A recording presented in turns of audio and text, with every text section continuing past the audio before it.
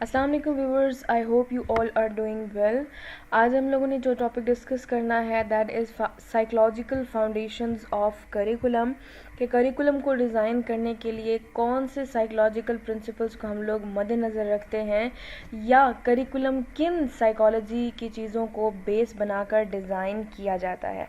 तो उसके लिए हम लोग सबसे पहले ये देखेंगे कि जो हमारी एक ब्रांच होती है साइकोलॉजी की, विच इज़ एजुकेशनल साइकोलॉजी, उसका बेसिक कंसर्न क्या होता है।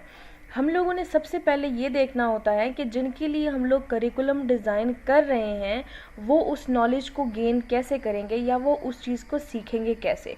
तो ये जो कंसर्न होता है कि पीपल लर्न कैसे करते हैं, ये एजुकेशनल साइकोलॉजी का मेजर कंसर्न होता है। ठीक है, साइकोलॉजिस्ट जो होते हैं उनका क्या कंसर्न होता है, एजुकेशनल साइकोलॉजिस्ट या जो इस फील्ड से रिलेटेड होते हैं, उनका ये कंसर्न होता है कि वो ह्यूमन लाइफ के पैटर्न्स को अंडरस्टैंड करें ताकि वो ह्यूमन बिहेवियर को प्रिडिक्ट कर सकें और उनको अंडरस्टैंड कर सकें।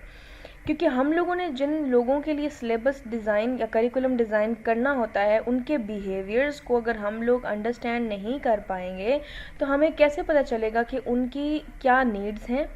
ठीक है, वो क्या चीज़ लर्न करना चाहते हैं, क्या इंटरेस्ट हैं उनके। ठीक है, तो जिसके लिए डिज़ाइन किया जा रहा है करिकुलम, उनके बिहेवियर को अंडरस्टैंड करना ज़रूरी है और ये काम साइकोलॉजिस्ट करता है। ठीक है, तो हमारे पास जो एजुकेशनल साइकोलॉजी है वो क्या करती है कि वो हमें हमारे जो प्रिंसिपल्स ऑफ टीचिंग है, जैसे कि एक्टिव लर्निंग है, relationship between teacher and student है which is an encouraging relationship, हमारे पास टेक्नोलॉजी का यूज़ है, और हमारे पास क्लासरूम मैनेजमेंट टेक्निक्स हैं या क्लासरूम मैनेजमेंट है। This are the principles of teaching.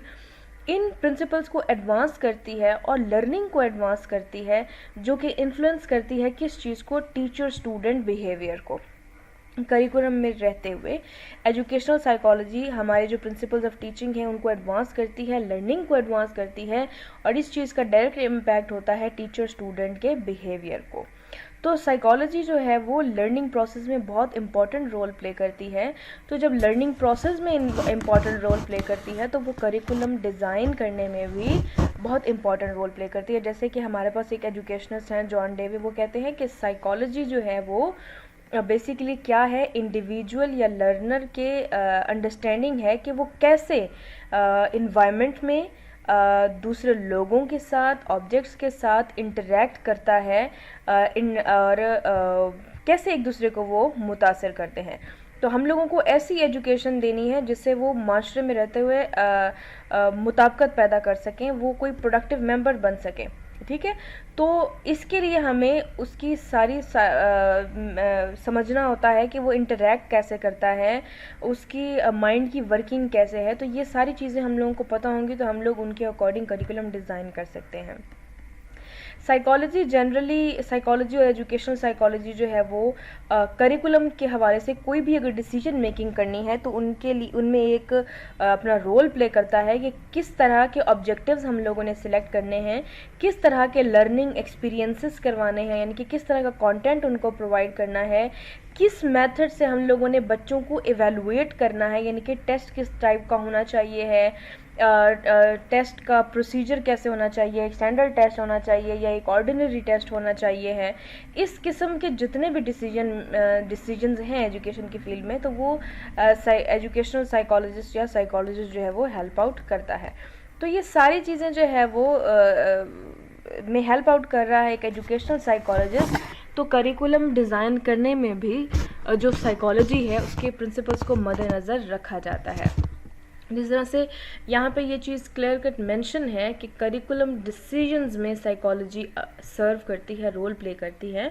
तो साइकोलॉजी जो है वो इन्फ्लुएंस करती है करिकुलम को, जिसको हम लोग लर्निंग की थेरीज से अंडरस्टैंड कर सकते हैं। लर्निंग की थेरीज में हमारे पास बिहेवियरल थेरी आ जाती है, हमारे पास cognitive, developmental learning, humanistic learning theories आ जाती हैं। जिसमें से अगर हम लोग बिहेवियरल लर्निंग की बात करें तो हम लोग कहते हैं कि जो स्टूडेंट है वो किस से सीखता है, रीइंफोर्समेंट से या पनिशमेंट से जो है वो लर्न करता है। तो हम लोग ऐसा करिकुलम डिज़ाइन करेंगे कि हम लोग अगर स्टूडेंट को रीइंफोर्स कर रहे हैं, अब बिहेवियरल थेरी क्या है, एक एक साइकोलॉजिकल पर्सपेक्टिव है जो हम लोगों को ये बताएगी कि ये जो करिकुलम है इसको स्टूडेंट्स को आपने लर्न कैसे करवाना है। तो यहाँ पे प्रिंसिपल्स तो वर्क कर रहे हैं साइकोलॉजी के। तो जब हम लोग ये देखेंगे कि रीइंफोर्समेंट से हम लोग बच्चों को ये टॉपिक कैसे प्रिपेयर करवा सकते हैं, तो वो बिहेवियरल लर्निंग हमारी होगी। बिहेवियरल पर्सपेक्टिव को मद्देनज़र रख के हम लोग वो करिकुलम इंस्ट्रक्ट कर रहे होंगे या पढ़ा रहे होंगे। तो इस तरह से जो है वो हम लोग जो साइकोलॉजी है उसके प्रिंसिपल्स को, उसके पर्सपेक्टिव्स को यूटिलाइज़ करते हैं करिकुलम को डिज़ाइन करने में। I hope you people understand that what are the psychological foundations of curriculum. If you have any query, any question related to this video or topic, you can ask. If you like the video, subscribe this YouTube channel. Thank you so much.